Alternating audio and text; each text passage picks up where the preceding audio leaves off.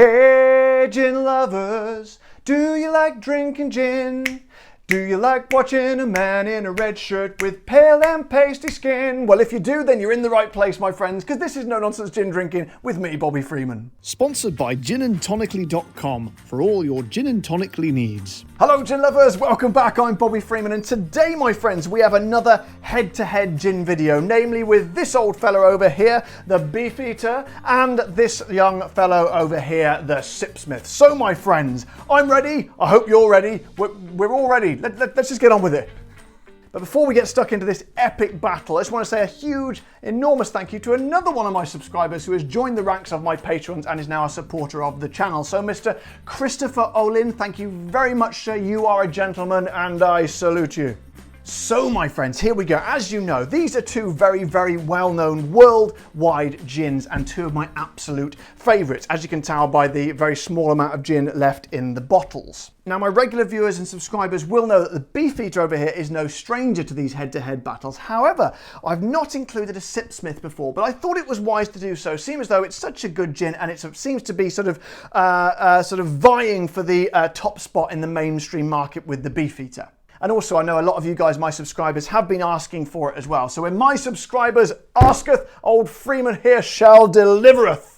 So what have we actually got here? Okay, so those of you who are not familiar with these brands, these are, as I say, kind of two of the mainstream really. We did Tanqueray as well already against the Beefeater, of which the Beefeater just about edged ahead. But I would say, and I think most people would agree, that apart from Tanqueray and Beefeater, Sipsmith is now the new kid on the block and very much up there amongst all these mainstream gins. Now, I know a lot of you probably won't need me to point this out, but it's going to be a pretty tightly run race, this one, because they are very similar gins, okay? Both excellent at what they do, not sort of weird and wonderful, doing strange out here things, just doing proper, good old-fashioned gin and doing it extremely well. So let's first of all refresh my memory with the old Beefeater, okay? Always, as I've said before, it is, generally speaking, my go-to gin. Whenever I go somewhere and I just can't be, you know, sometimes you're chatting to your friends or something, you can't be bothered to look at all the gin, just say, and the waiter comes over, what can I get you to drink? Oh, I just have a Beefeater gin and tonic. Easy. So let me refresh my memory. Hold on a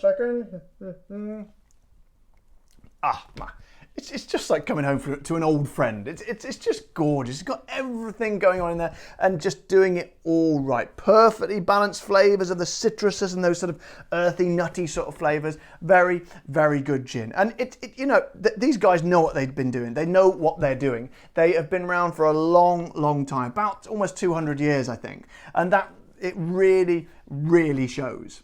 Whereas Sipsmiths, on the other hand, I believe, I may have this wrong, but I believe 2007 they started. So these guys really are the new kids on the block. But my word, they're like Mark Zuckerberg coming into coming into Silicon Valley when Bill Gates had been around for ages. This is Bill Gates over here thinking, yes, I know exactly what I'm doing. I've got the market corner. All of a sudden, this young whiz kid comes along and really rocks the industry, because this, my friends, let me just say.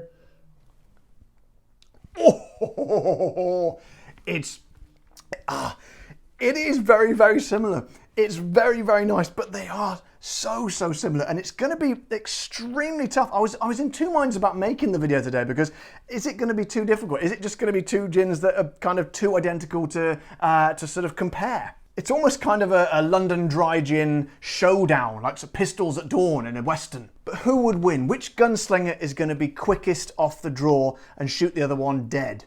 I think that analogy is getting slightly dark now, so I'll move on. But it's just, it was difficult the other week when I had to do, what was I doing? The Beefeater 24 versus the Tanqueray 10.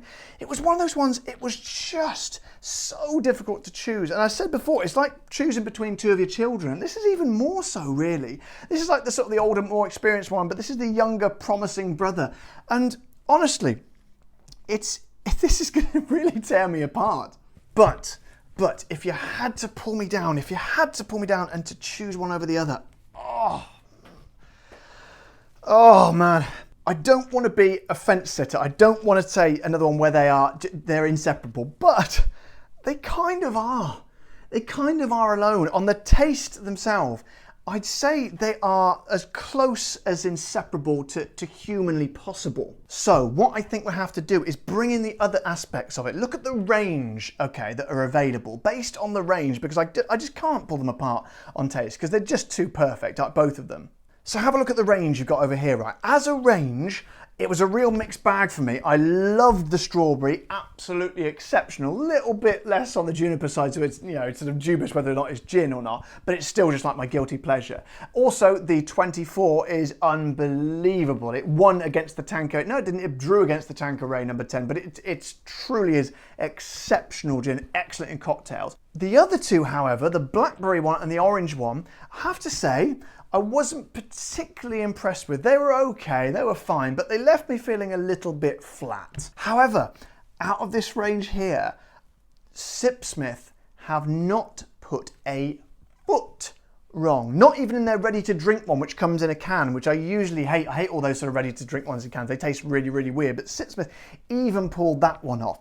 So as a range, as a body of gins, I would have to say, despite Beefeater being my absolute trustworthy, sturdy, stalwart old friend, the Sipsmith do have it. They pivot to the post. However, my friends, I've got less and less space here. I'm going to move these over here. However, my friends, that's better. If we look at another aspect of it, the price, because Beefeater, as we know, is very, very reasonably priced. It's one of the cheapest gins on the market, despite being one of the best.